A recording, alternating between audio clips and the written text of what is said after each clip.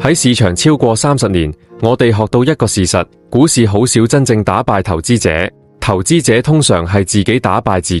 佢哋喺股價升到好高之後先追入，買嘅係興奮；又喺股價跌到好殘之後恐慌沽出，賣嘅係恐懼。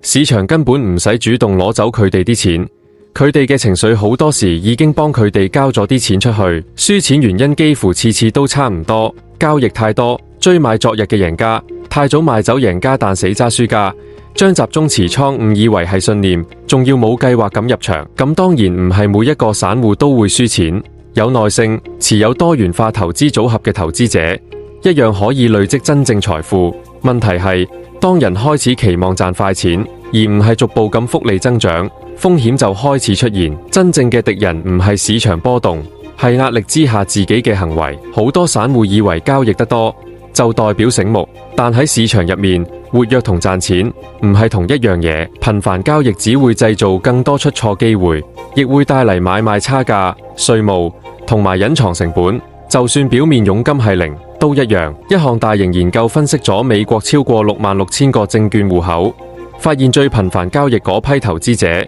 年回報係11.4%，但同期市場回報係17.9%。交易會令人覺得自己好有效率，但喺投資入面，安靜咁少做啲嘢，往往更有力量。散戶好多時係一隻股票已經上晒新聞之後，先至發現佢股價上升，會製造興奮、社交媒體關注同埋怕錯過嘅心理。呢個就係投資者將好公司同任何價錢都值得買嘅好投資混淆嘅地方。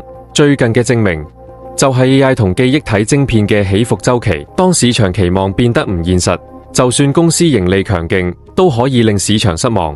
遲入場嘅買家輸錢，早入場嘅投資者就食糊離場。好多投資者為咗感覺自己成功，會太快賣走賺錢嘅倉位，但面對蝕錢倉位就死揸唔放，因為唔想承認自己錯。呢個就叫做 disposition effect。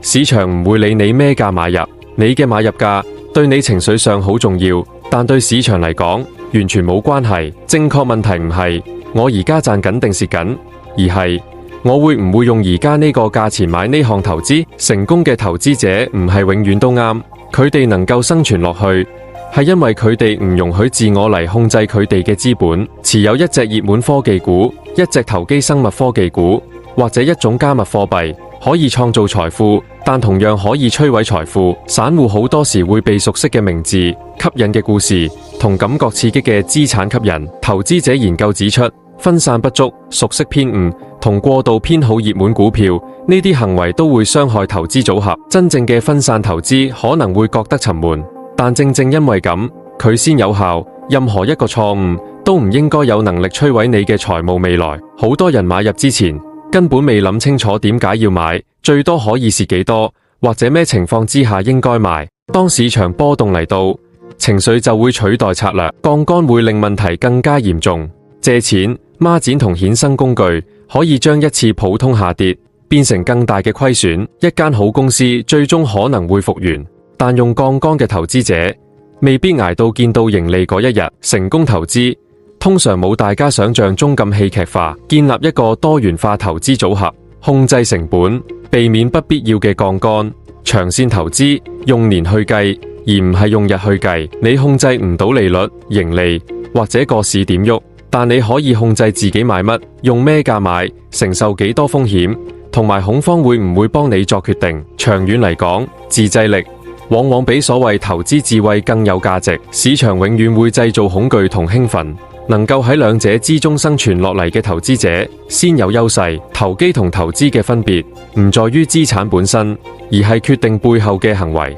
市場唔容易，但如果你能夠克制你自己，市場就冇咁危險。喺留言話俾我哋知，你認為散戶最大嘅投資錯誤係咩？如果你想緊貼最新嘅高質投資、商業同金融情報，記得訂閱 The Global Ledger 環球帳簿。下次再見，記得緊貼情報。